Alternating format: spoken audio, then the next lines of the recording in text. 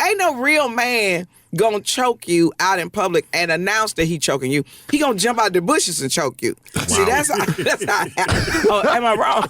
What? Why y'all shaking y'all head like here's that? Here's my thing, though. I will say, though. Don't call in talking about he shouldn't be choking you in the first place. Shut up. A lot of us do that. It's the fight and fight.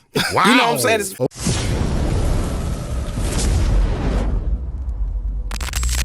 Comedian. Hilarious. Like, nobody's ever said that Sheryl Underwood wasn't funny. And she had some interesting things to say about relationships and your boy, Shannon Sharpe. Hey, y'all, it's your girl, Sheryl Underwood, and this is Rap Attack Official, baby. It's Rap Attack Official, man. You know how we get down, your boy AJ Showtime. You got DJ Twisted. We got a comedic legend in the building. I mean, she does it all. There's nothing. And shout out to Baltimore. I was Shannon Sharpe because, I mean, he's been in the news Shannon lately. Sharpe. That's my friend. Right. Mm-hmm. I personally believe he was set up. You think he was set up? Oh, yeah. I've been talking about this all over the country. My Mix and Mingle tour with Kyle Irby and Mike Washington. He's my friend. That's interesting. Shannon Sharpe being set up. You don't hear a lot of women out there saying that Shannon Sharpe was set up, but I'm interested to see where she takes this. Like I said, she's a veteran comedian. And y'all saw me on Club Shay Shay.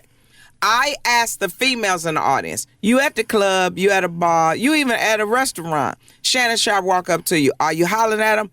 99% of the women say no. Am I right, Kyle Irby? 99% say no. So where would he get companionship from? So I believe that somebody knew he was going to that gym. They walk up right up in there. They street walker right up in the gym. They know what he like, right? Anytime a woman asks you the question back, you being recorded and you being set up. Am I wrong, fellas? If a woman, I don't want to be. She's right. She's 100% right, because that whole situation she had going on was a little questionable. I was wondering why Shannon was in that situation where he was having these conversations with that young lady, and she just basically was having him confess to things and, like, you know, what he liked and how they were in bed and all this stuff. And so basically, yeah, I think Shannon Sharpe was lined up. Sheryl Underwood is correct in that regard. Beach out. Okay, ain't no real man gonna choke you out in public and announce that he choking you. He gonna jump out the bushes and choke you. Wow. See, that's how it happens. Oh, am I wrong? What? Why y'all shaking y'all head like here's that? My thing, though. I will say, though. Don't call in talking about he shouldn't be choking you in the first place. Shut up. A lot of us do that. It's the fight and fight. Wow. You know what I'm saying? Okay, so she's admitting that a lot of women are kind of into that. That's kind of crazy. Yeah. Nah, it's not crazy. There's definitely a community of women that do like to have conversations like Shannon Sharpe and his girl were having, you know. Like, it's been a minute. You might not remember exactly what they were talking about. He was talking about, what if my Shannon Sharpe. What if a big black man walk in there and I choked the shit out of a little white girl? That was a terrible impression. I gotta work on that. Gotta work on my Shannon Sharpe. Listen, Michelle. Fight and fight is romantic. He should have known it was recorded, though, because he did take a little bit too long to answer, you know, various parts of that conversation. But maybe that was their banter. Maybe that was their thing. Now listen, for everybody to say, oh, well, she was young. If she was an age of consent and where they met in Nevada, is my understanding. Did they meet in Nevada? I think so. If she's age of consent in Nevada, then you grown enough to get in this situation. Why is everybody mad at this 50-some-year-old man who's in really good shape, still got the moves and grooves on him? Mm-hmm. Why aren't you mad at this young girl who's of age of consent throwing it on this dude? And then you gonna shake it for $10 million. First of all, it ain't worth. No, what'd she say? She said each cheek is worth $10,000 or something. So what did she say? $25,000 each cheek. It's far too expensive, especially when she was kind of mid. Like, let's be real. Shannon Sharpe should have at least went out for a dime. You know what I mean? Like, $10 million. The only lesson I wish he would learn is tell it. Then you want to tell it. While you was with me, tell it. I was kicking you down, right? You was loving what we was doing until somebody decided to influence you that you want to put a case on me. Am I wrong, fellas? No, you're not. And Not y'all wrong got at to all. watch out. Now, people say, well, Sheryl, aren't you pro-women? Absolutely. The right type of woman. You could have had it all. First of all, you young enough to mess with this dude. Now, see, that's one thing that women can do that we can't do. Like, they can separate good women from bad women, right? So they know the difference. But oftentimes I hear a lot of absolving all women in every situation. So in this Shannon Sharpe case, Sheryl Underwood seems to separate herself from the lady that Shannon was dealing with, right? Interesting. So now can we say that? Can we say what Sheryl is saying? I don't know. I think we get canceled, right? Then you young enough to deal with it. But I don't see what crime, because I need to see the crime. And secondarily, is Shannon Sharpe. We as black women weren't checking for this dude. I mean, I was. Y'all saw me on Shay Shay. I was trying to holler that night. I was going to talk him right to sleep. And then when you was a little boy, what happened? When you was at Savannah State, then what happened? And then I was trying to get him sleepy enough that he was not getting out that car. It was happening right there. Okay, I'm sorry. What y'all want to ask? What y'all want to talk about? So, what is dating you like? Because I want to know personally, because I just became single. Why you trying to holler? Yeah, what's up? Listen to me. First of all, I just got to... They're about to get into some other stuff there. But yeah, do you think she has a point? Do you think she has a point about this Shannon Sharpe situation? I think it was just assumed that he was guilty. You know, a lot of people just kind of kicked Shannon's back in. They was just like, yeah, whatever. We don't hear anything about this anymore. I guess we got more pressing issues in the Diddy case. You know what I mean? Got too much baby oil in the news cycle right now to really focus on what Shannon Sharpe did. I know Shannon Sharpe was like, thank you, Jesus. Thank you. Diddy has taken all the heat off of me and my scandal. Because basically, that's all it is now. That's all that's hitting the airwaves is what's going on in New York right now. That's all I'm seeing. And then all the protests around the country, obviously. But what Shannon Sharpe had going on with his girl in their bedroom, like, who really cares? You know? Like, why is that worth a $10 million lawsuit is the question I'm asking. And so many people are asking, because that's where we're headed. You know, that's where, you know, she wanted to get part of that settlement. I mean, not the settlement, the part of the money that Shannon was going to get for his podcast going outside of the deal that he was in. So are we giving out $10 million and $30 million in Diddy's case for relationships gone wrong? Is that the going rate now? I even heard Kevin Liles is being sued for exactly $30 million, the exact number that Cassie demanded from Diddy. Kevin Liles is being sued by Lady Luck for a similar thing. Now, I don't have any details on that situation. I heard a couple stories on it. Of course, I remember Lady Luck, the rapper, but now there is a industrial complex of going after wealthy men in the public for certain amounts of millions of dollars, right? For settlements. After they saw how quickly Cassie got her money, like she got cashed out immediately. She got the 20 from Puff and she got 10 from the Intercontinental Hotel. So that's that. It's done. But a lot of people saw the success of that and now they're coming out for their own lawsuits. In fact, I just read something. Let me see if I can find that. Diddy is also being sued again for by another young lady. Let's see. Young lady. Well, if I'm listening to Auntie Sheryl Underwood, these are not ladies. These are something other than ladies, right? These are harlots. Gotta be PG because we're doing it. New lawsuit.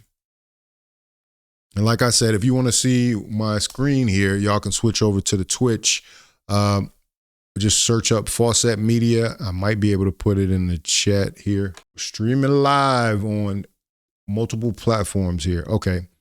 New accuser reveals her identity in lawsuit alleging 4-year pattern of Diddy Combs' accuser reveals her identity in lawsuit alleging 4-year pattern of abuse.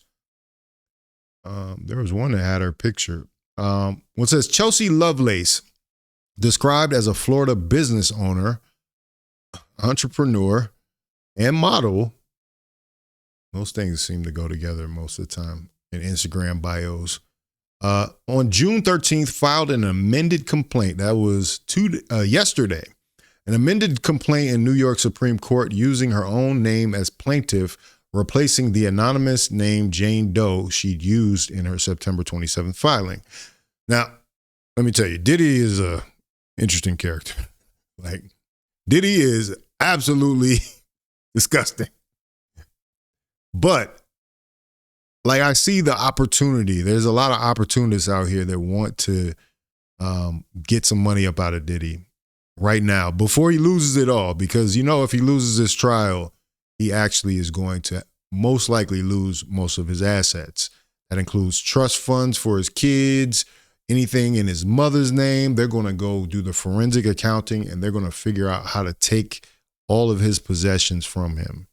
That's a fact. If he gets found guilty here, it's going to be a problem. Oh, what happened?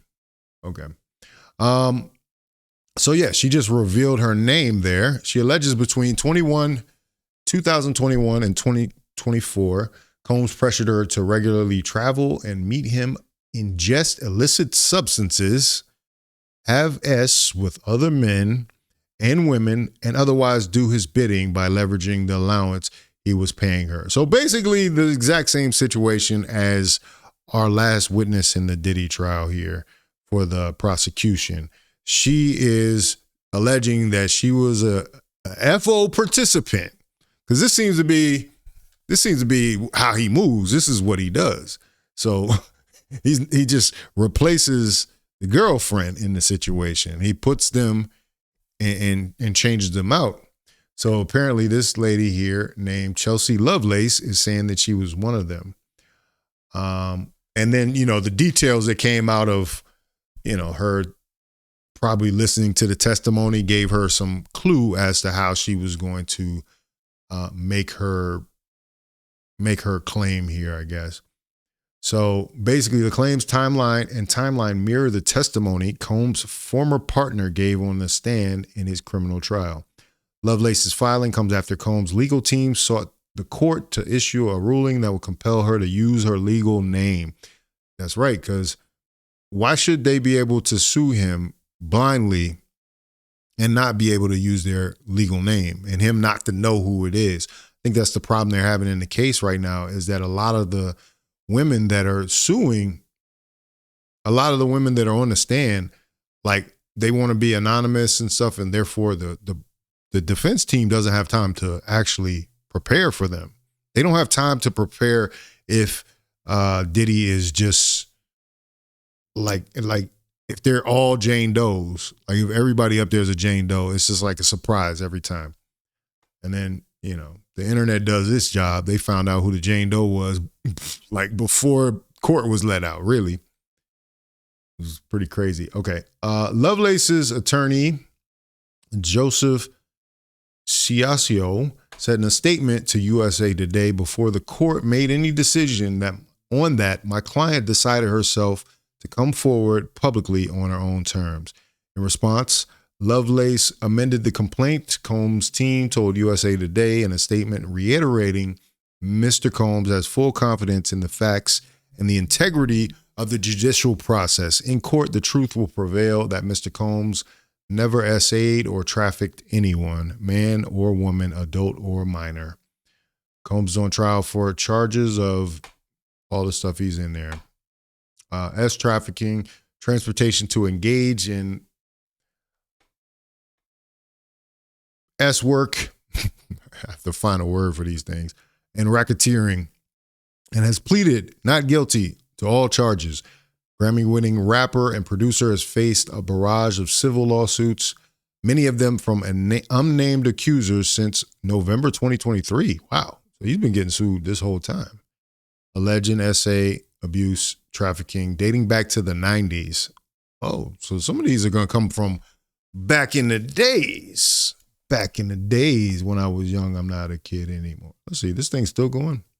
Okay, she said the alleged relationship with Diddy turned into manipulation, control, and abuse. He also shared a statement, I guess it's the lawyer, shared a statement from Lovelace, who said of her alleged relationship with Combs, "There was a time I truly believe we shared something real. In my heart, for a time, I believe he genuinely cared about me, that we both cared for one another in a way that meant something. But over time, that illusion shattered, and with it, so did parts of me," Lovelace continued. "What I once thought was love and loyalty quickly turned into manipulation, control, and abuse. I was not seen as a person with a soul, but as a pawn in a much larger game." That's an interesting turn of phrase. A pawn in a much more interesting, a much larger game. What does she mean by that? Is she alluding to the FOs are part of something bigger, potentially? The freak-offs? "I didn't want to believe it. I wrestled with God, with my heart, and with my own silence." She clarified the lawsuit was not an act of revenge, but rather an act of release, of standing in my truth, of choosing healing over hiding. Lovelace added that eventually silence became too heavy to bear. Lovelace concluded by saying she believes the light exposes what needs to be healed. "And I believe that the truth, even when it hurts, is beginning of..." What is she talking about here? Sounds like a lot of flowery language. "Beginning of freedom." She also noted, "Today I choose to walk forward with my head held high and my voice intact." Okay, these are some of the biggest allegations against Diddy. So yeah. Very, very interesting. Well, yeah. This story keeps going. This is USA Today. They did I guess they know their top subject is Diddy. For real.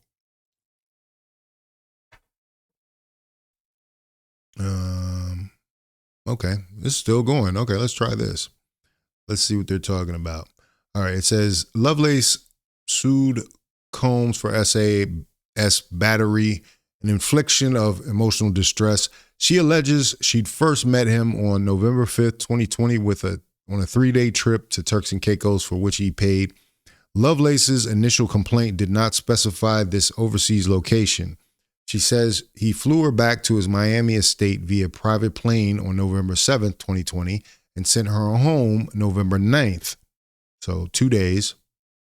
They started seeing each other regularly in early 2021, Lovelace alleges. All these disgruntled girlfriends, man. Yo, if any story ever comes up about me, man, I'm innocent, dog. Any disgruntled girlfriends that come around, like, no Diddy, but I ain't do it. Fawcett Media said he ain't do it. However, she claims her monthly trips with Combs or to meet him were not of her own volition. Combs and his accomplices would use coercive and harassing language to compel her to comply. Lovelace's lawsuit states she went on to detail several alleged incidents, including forced and coerced with Combs as well as other people, blacking out from alcohol and substances various times, and the realization that he was tracking her phone. Lovelace also described Combs allegedly discouraging her from working and paying her an allowance that he would use as leverage to control her. So, yeah, it sounds like she's heard what the testimony has been, and now she's matching up her story to be like that, allegedly, because it just sounds very convenient that, this is his mode of operation, we know, but now it's like everybody's just getting a turn to kick it. You know what I mean? They're getting a turn to kick Diddy. They're getting a turn to kick Diddy down the street like an old can or something, Like, haha, now give me some money. So this is a picture of some of the medicine, and candy that they were using on some of these FOs. So the amended complaint includes details that have Let's see. The complaint includes details that have emerged throughout the Combs trial, which wrapped its 6-week in Manhattan federal court on June 13th. Though Lovelace's September complaint included allegations about City Girls rapper Young Miami. Oh, so she was around the same time as Young Miami. Interesting. Let's see. Let me see if I can change that. Yeah. She was around the same time as Young Miami, whose legal name is Carisha Brownlee. The new filing does not make mention of the musician who is Combs' ex-girlfriend. Lovelace's claims are reminiscent of testimony given by one of Combs' other ex-partners who used the pseudonym Jane in federal court and alleged Combs took her on multiple trips to islands and pressured her to do so-called hotel nights with S-workers. Jane also told jurors Combs allegedly paid her $10,000 per month rent, but regularly threatened to revoke it if she didn't do his bidding. They dated between 2021 and 2024, Jane said at one point, noting on the stand that she was monogamous. Combs was not. Now, I think she's also testified to something other than monogamy. Because how could you be monogamous and you are sleeping with S-workers, you know? Seems kind of strange. Anyway, if you like this video, like, comment, subscribe. Hit the bell notification for all uploads. This is Fawcett Media.